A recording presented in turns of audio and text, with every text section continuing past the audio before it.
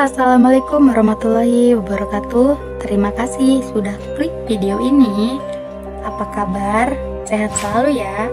Kembali lagi di channel Ruang Misteri. Sebelum kita memulai ceritanya, jangan lupa subscribe, like, dan komen video di bawah ini. Dan jangan lupa aktifkan tombol lonceng agar kalian dapat notifikasi video terbaru dari kita. Oke, langsung aja kita memulai ceritanya. Tamu larut malam. Apa sesungguhnya yang kamu mau dariku? Ini merupakan kisahku pribadi yang terjadi 1 minggu yang lalu, terhitung sejak cerita ini ditulis. Aku yang tinggal di sebuah desa di seberang kota yang ada di Jawa Tengah memiliki rumah yang masih lekat dengan nuansa tradisional Jawanya. Rumah dengan bentuk joglo dan ada 2 tajuk di dalamnya, masing-masing terbagi di rumah depan, satu dengan 4 soko atau tiang jati yang menyangganya, dan di rumah belakang satu dengan 4 soko juga yang menyangganya. Di sini aku tinggal dengan kedua orang tuaku, 2 adik dan 1 kakekku yang sudah cukup sepuh atau tua usianya.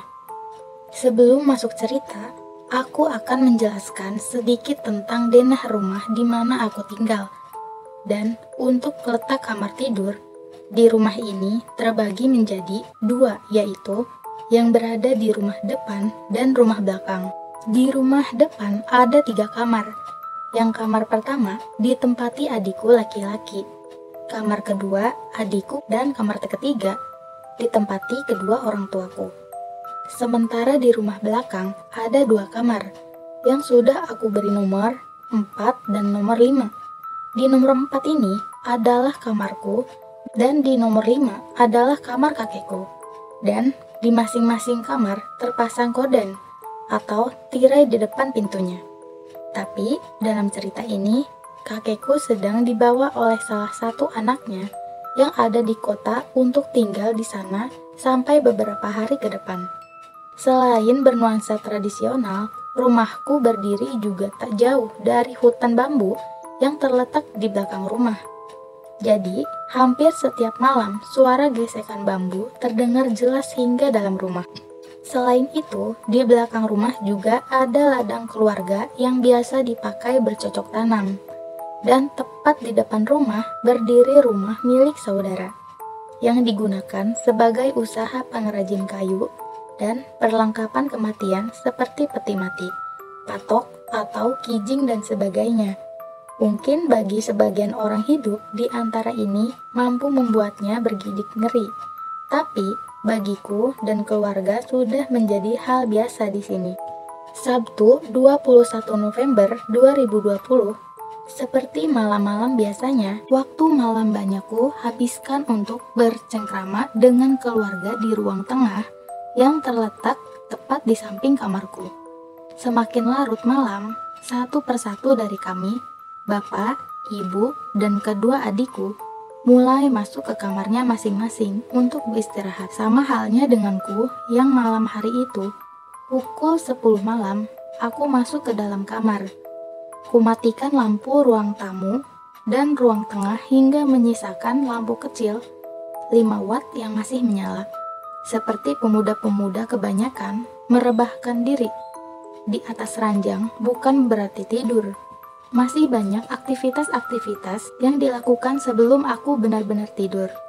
Memainkan HP atau memikirkan masa lalu dan masa depan sudah menjadi semua hal yang melekat bagi banyak orang, termasuk aku.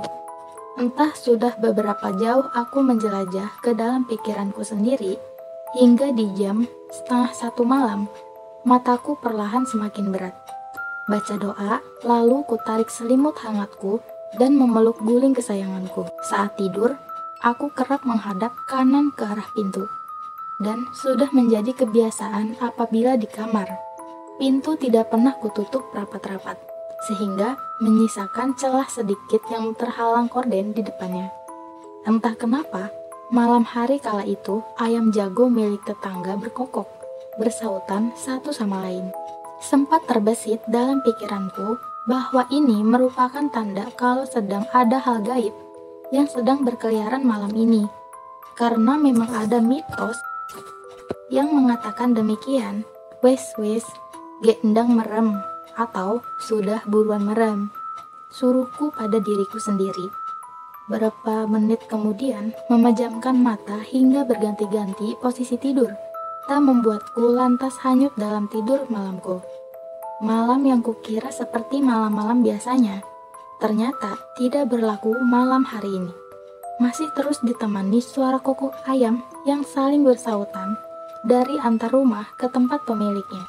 Aku yang masih merebahkan badanku menghadap pintu, melihat sesuatu melintas dari celah pintu. Dari bawah korden yang menggantung, terlihat di mataku kaki putih pucat yang melangkahkan kaki dari rumah ke depan ke belakang. "Buk, Pak," panggilku di tengah malam. Barangkali itu adalah bapak, ibu, atau adikku yang melintas. Tapi sama sekali tidak ada jawaban. "Pak, Bu," panggilku lagi.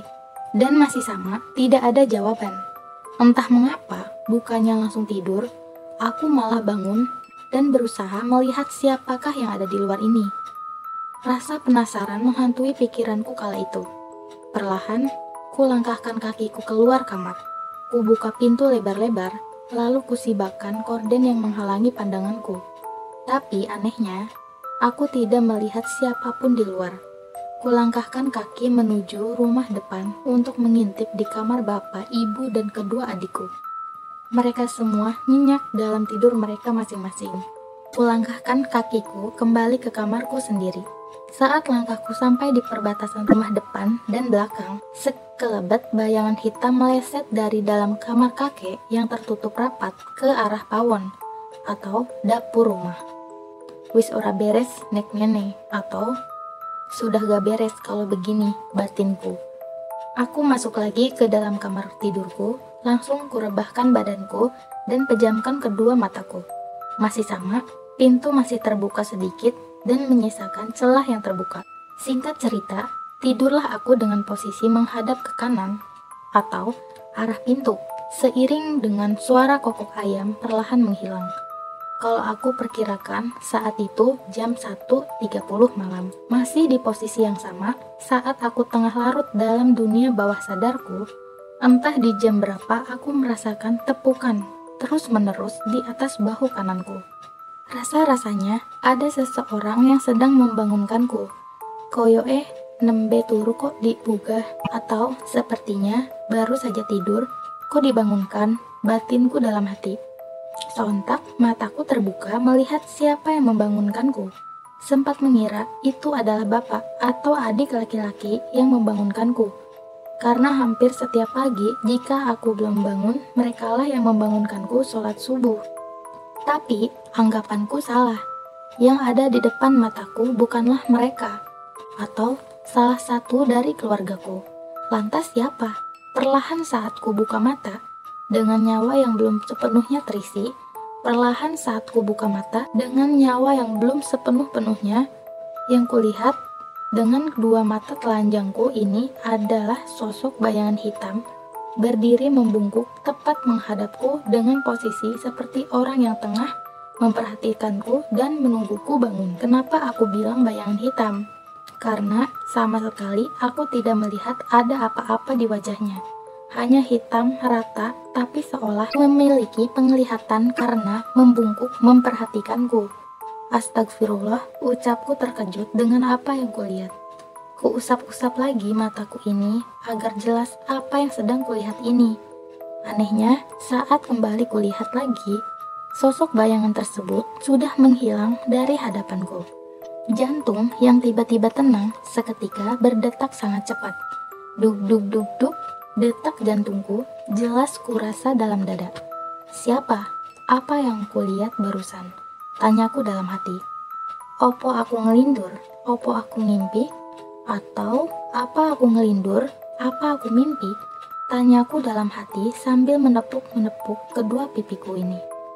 Karena tak mau larut terlalu banyak dalam ketegangan, Aku kembali merebahkan diri dan memejamkan mataku untuk membendung rasa takutku di malam itu. Sialnya, baru saja merem, ada lagi yang mengganggu istirahatku. Terdengar suara sampai di telingaku. Tidak mau memikirkannya begitu dalam, aku terus merem agar lekas tidur. Lagi-lagi, seperti ada suara di telingaku. Suara ini seolah-olah sedang memanggil dan memintaku untuk melihatnya. Jantungku terus berdetak tambah cepat, lebih cepat dari sedang jatuh cinta. Ditambah dengan sesuatu yang tegak berdiri, tapi bukan keadilan di Indonesia. Ya, bulu kuduku seketika tegak berdiri. Aku benci dengan diriku sendiri malam itu. Di dalam suasana tegang, aku malah penasaran dengan dari mana sumber suara itu. Ku buka mataku perlahan terbuka, dan mataku mulai melihat apa yang ada di sekitar kamarku. Ya Tuhan, dia kembali. Anggapanku benar. Memang ada seseorang yang memanggilku, tapi bukan manusia yang memanggilku, tapi demit atau jin yang entah aku tidak tahu dari mana asalnya. Sosok bayangan hitam tadi datang lagi di tempat yang berbeda. Dia mengintipku dari balik pintu dan gorden kamarku. Yang bisa kulihat hanyalah kepala dengan satu tangan, dan wajahnya yang kali ini bisa kulihat walau samar-samar. Oh ya, lupa saya jelaskan di awal, saat tidur, lampu kamar juga kumatikan. Jadi, sulit apabila memperhatikan sesuatu dalam gelap dengan dua matanya yang hanya putih dan mulut yang dilumuri air liurnya sendiri sambil tersenyum lebar menghadap ke posisi tempatku berbaring. Soal tingginya setinggi ukuran orang dewasa karena kepalanya sejajar dengan atas pintu kamarku. Sosok tersebut masih saja memanggilku dengan suara-suara khas para pelajar yang hendak kerja sama dikala sedang ujian. Seketika, kubalikan posisi tidurku menjadi membelakanginya dengan tujuan agar mataku tak lagi melihatnya dan dia lekas pergi dari sana. Bukannya pergi, dia masih terus memanggilku, ditambah sesekali mengetuk lembut pintu di kamarku. Tok tok tok. Aku merapalkan semua doa-doa yang kubisa agar berharap dia tidak masuk ke dalam menghampiriku. Ini terjadi aku perkirakan hingga 5 menit. Jika ada berpikiran, cuma 5 menit. Mending coba sendiri bagaimana panjangnya waktu itu terjebak di suasana mencekam dan perasaan yang sedang dirundung takut. 5 menit waktu yang sangat lama kala itu. Setelah semuanya kupastikan normal, lekas-lekas aku memaksa agar mataku tertidur. Hingga tanpa terasa aku tidur dengan sendirinya. Singkat cerita, aku kembali bangun saat mengira jam sudah pukul 4 pagi dan karena juga aku mendengar suara berisik di luar kamar. Saat itu, aku yakin kalau itu adalah waktu sholat subuh dan menganggap suara yang kudengar adalah berasal dari bapak, ibu, dan adik-adikku yang bangun. Kusibahkan selimut hangatku dan beranjak dari kasur nyamanku. Kulangkahkan kaki keluar kamar dan lampu ruang tengah sudah menyala. Untunglah, iki mesti bapak sholat, atau ini pasti bapak sholat, pikirku. Aku lantas melangkahkan kakiku ke kamar mandi yang letaknya di samping rumah. Jadi, kalau mau ke kamar mandi, perlu keluar rumah. Sebenarnya tidak keluar rumah juga. Bisa, tapi lewatnya pawon atau dapur desa mesti luas dan alasnya masih tanah. Jadi, aku males kalau lewat dari sana. Jadi, aku memilih lewat depan dan keluar rumah. Saat sampai di luar dan wudhu terbesit dalam pikiranku. Kok gak ono suara masjid? Atau suara wong-wong yo? Kan biasanya ono. Atau kok gak ada suara masjid? Atau orang-orang ya? Kan biasanya ada, pikirku dalam hati. Karena di sehari-hari, waktu itu, aku dan keluargaku bangun subuh pasti bebarengan dengan suara masjid, atau kalau sudah tidak ada suara masjid, pasti ada suara warga desa yang memulai aktivitasnya di subuh pagi hari. Biasanya para pedagang pasar, karena letak rumahku yang tak jauh daripada pasar. Aku bingung dengan keadaan ini. Setelah wudhu, aku kembali masuk ke dalam rumah. Hati yang tenang tiba-tiba kembali tegang saat mengetahui keadaan ruang tengah yang kembali gelap. Dan saat aku melihat jam, masih pukul 3. Aku menelan ludah saat mengetahui bahwa saat itu adalah pukul 3 pagi. Buru-buru aku kembali ke dalam kamar dan memilih tahajud kala itu karena masih jam 3 pagi. Lampu ruang tengah dan kamarku itu nyalakan agar tidak ada hal-hal ganjil datang lagi. Setelahnya, aku memilih menjaga mataku dengan berzikir dan menunggu waktu subuh tiba. Hingga satu persatu keluargaku bangun. Rasa syukur hadir dalam hati aku itu. Keadaan sudah normal dari kejadian semalam, yang tersisa hanyalah rasa penasaran tentang siapa dan dari mana asal makhluk yang semalam mendatangiku.